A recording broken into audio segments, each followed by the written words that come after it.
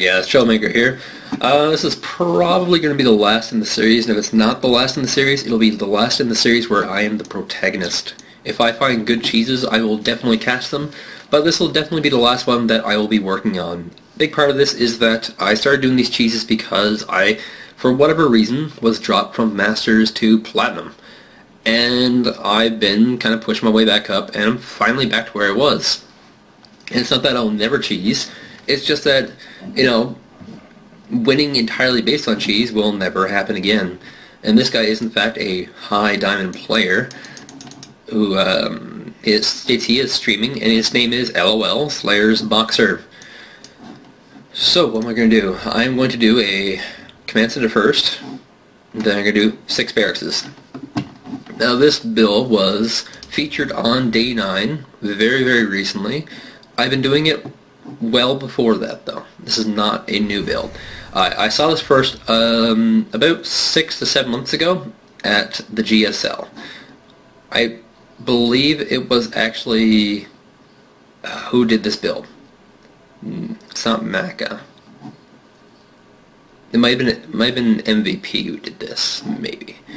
But yes, it's Marine heavy, and commentators from North America just did not get this. They thought it was really stupid. They thought you should use Marauders, and when it worked really well, and when it didn't, it transitioned into Marauders. So they basically said like they didn't really understand like why people do this build.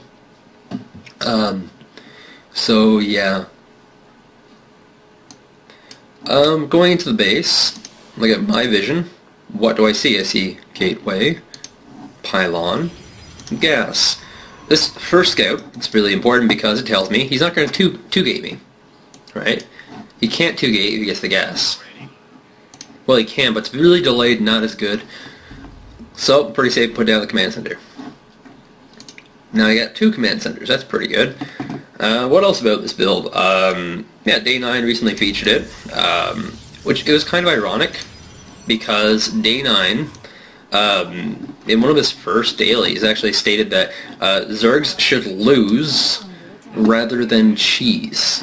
Right? He said Zergs should play standard and just lose. You know, lose well, he said, rather than do funky builds that really are not standard and are not the way the game is kind of designed. So, from scouting information, what we got here is a cybernetics core. Now, this tells us 2 things. One, tells us he's not going for a fast nexus. He can. He has a cybernetics core, so he's going to do a few possible things. One, he's going to go for a 4-gate. Not a problem. I'm doing this quirky wall in here, just because this protects you here, and you can put a marine out. You know, it's really common. Alternatively, you can put a wall this way, like diagonally, and just have your dude hide behind the barracks and the zealot or zealot up all the way around. So we're gonna put down a bunker just to be safe, and we're gonna start working on our orbitals because that's big money. So the push here is 6 racks timing. We're going to get out 6 barracks, keep pumping those mariners out, and eventually, once we get the 6th up, we're just going to push. This works because it's a psychological play. Since we fast expand, we presumed the Protoss will also fast expand. Now I'm doing a really weird skating path here. I think there might be a stalker on board, so I'm trying to avoid the towers and just loop my way around. And hopefully that'll allow me to get in here. It's just a really smart way to do it. In fact, you know, there is in fact a starcraft play. So that's something interesting to note. You know, just guide them around the map. Just really easy scouting. And, you know, this STV will note no expansion. So what we're going to see here is some kind of whack-a-mole timing bush. Now, what is it exactly? Well, it's a warp prism rush off of 3 gates. You know, this is kind of quirky and weird. And this guy does say he's streaming, so he's probably trying to impress people. But by seeing no nexus, your first response should be, build more bunkers. Right? And eventually we're going to go up and actually see what's happening. And I do have timings for everything. I will sit here, usually until about 7-minute mark, and then, you know, just for the 7-minute mark, I'll rush up. And I'll see what he's got. Because once again, it's all the warp-in timings, and, you know, he's kind of proving that he wants midfield control. So I think, but I don't know, he's got pylons here. So I actually scout every single thing he has, and I go, oh, okay, he's going for some kind of cheesy play. What it is, I still don't know. It could be like just a 3-gate immortal push, but I don't really know, because I don't see anything coming out of these buildings. So I am up to 6 racks. I have lots of bunkers down for an expected frontal push, but unfortunately it's a warp prism push, which is just kind of weird.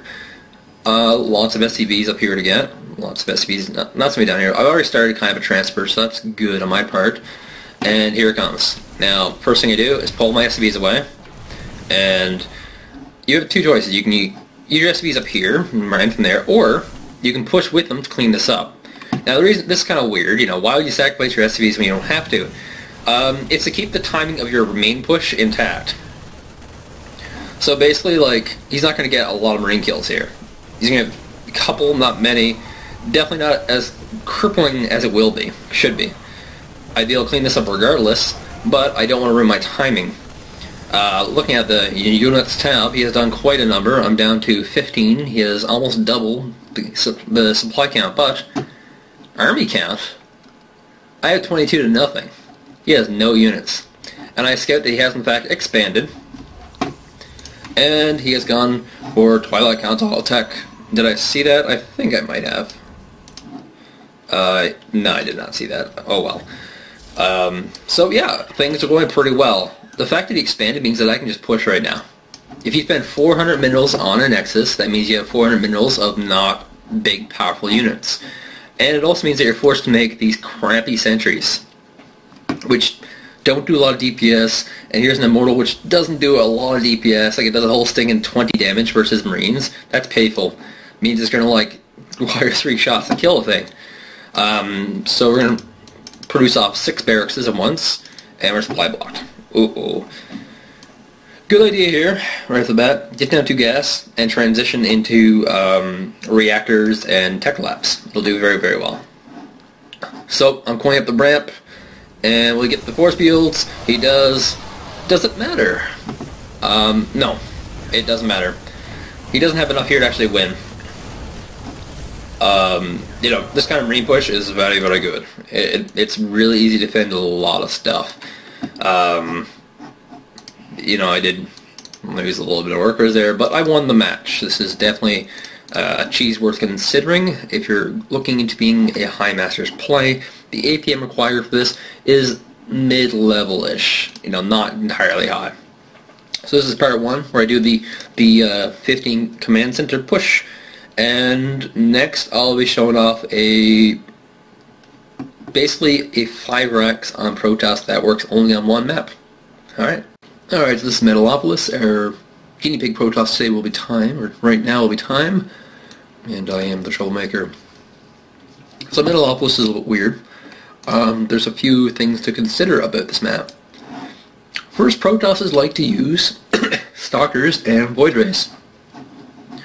The Void Ray will give vision, and the Stalker will be able to peel off anything in this area, while the Void Ray charges up off of your buildings. And because of range issues, there's really not too much you can do. The Void Ray will take it on Marauders, the Stalker will take it Marines, so you don't wall off here. And because of the risk of close distances, it's not really smart to take your expansion either. So you're kind of in an awkward spot. In the first, Marauders are not going to do the best on this map if you run into Voidwalker and Void Race and Stalker. Just kind of combine them two together to make Voider or Valker. So yeah,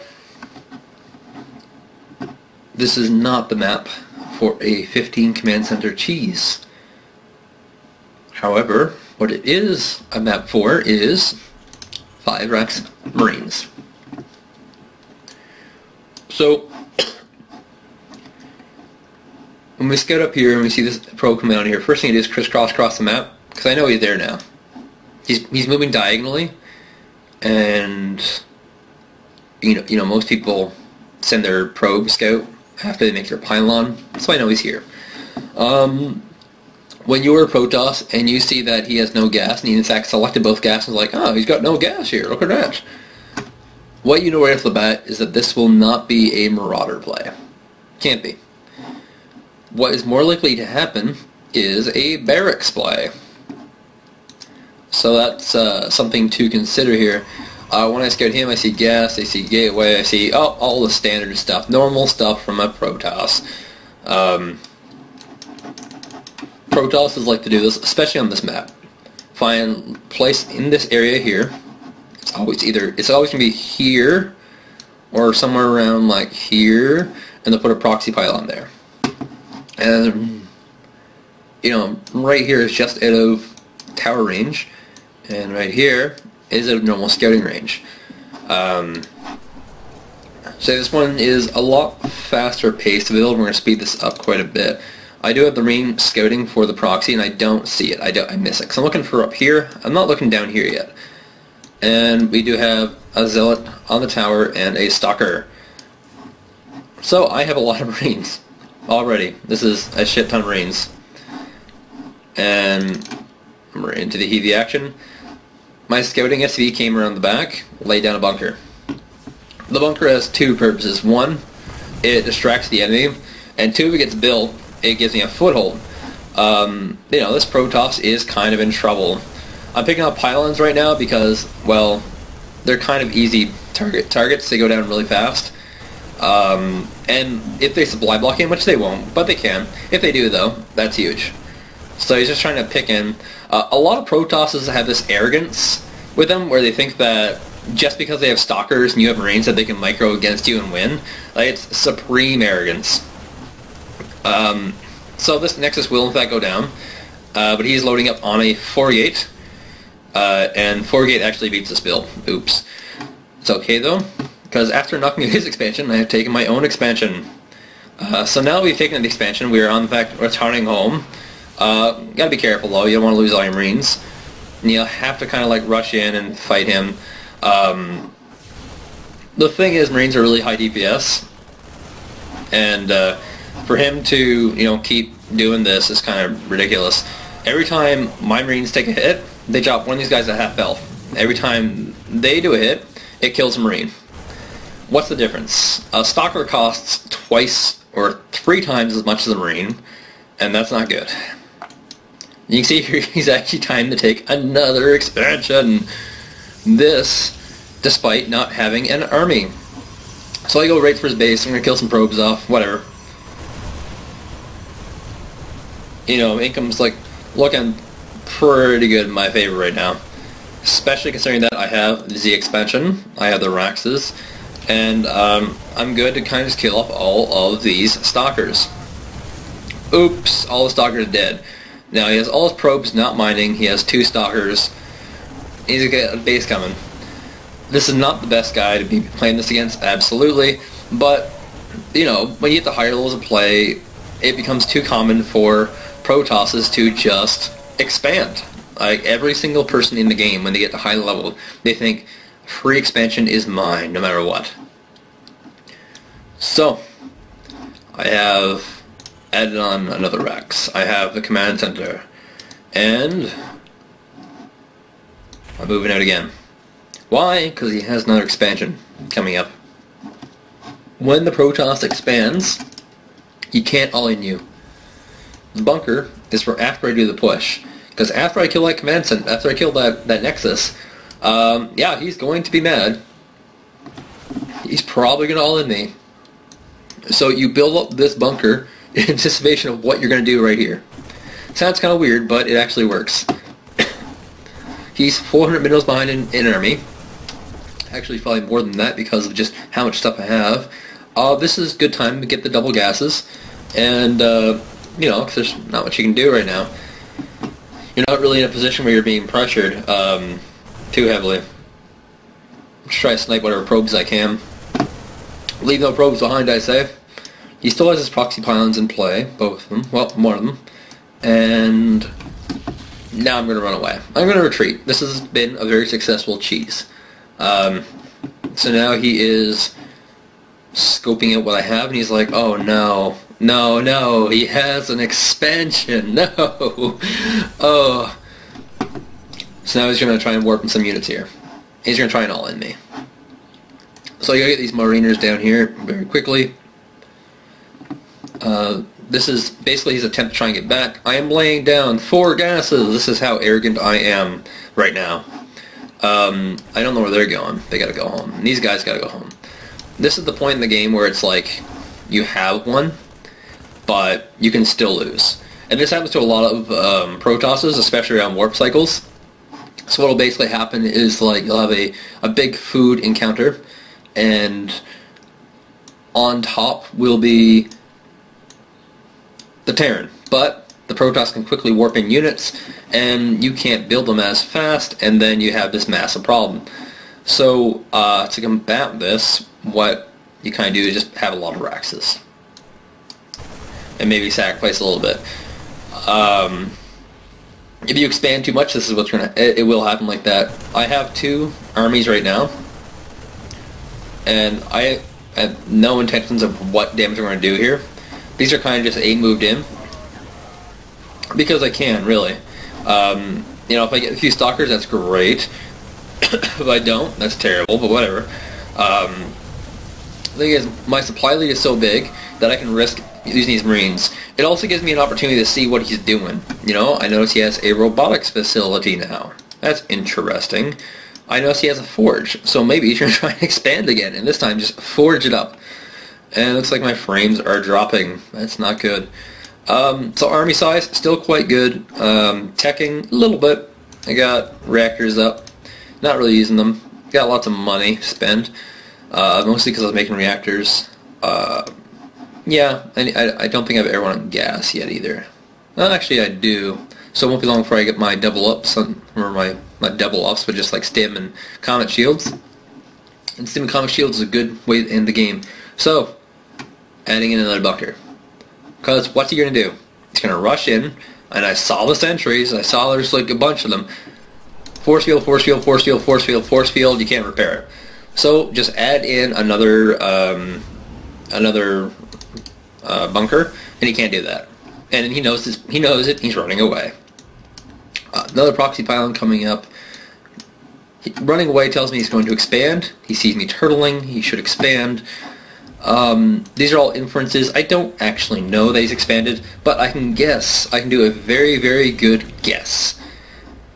So, I have the Marauders finally coming out. Marauders are good right now. Why? Well, look at how many of these units are armored. Look at how many of them are Zealots. And then look at my army composition. I could do for a few Marauders. Not too many, just a few. I only need a handful of these guys, like 4 or 5, just for the snare and maybe for the damage to armored. And I'm transitioning pretty well. I still have a lot of money, but that money is going to go away very quickly because of these reactors. And I'm doing decently well this game on actually not getting supply blocked, which is kind of surprising. So we have a probe in place here for a 3rd expansion. So when you're massively behind, and this is actually good advice, if you're massively behind, expand. Or all in. Expand or all in. You don't have a choice. That's the only way you're going to catch up. So here's a little bit more arrogance of mine. I'm putting my tech right up front for him to see it, and for him to snipe it. Total arrogance. The reason why I put the factory there in the first place was because if he had a lot of zealots, he would get kind of blocked a bit and would not be able to attack with them fully. So he has his troops in position here to try and snipe off more Marines. But I'm not going to fall for it. I rally up here.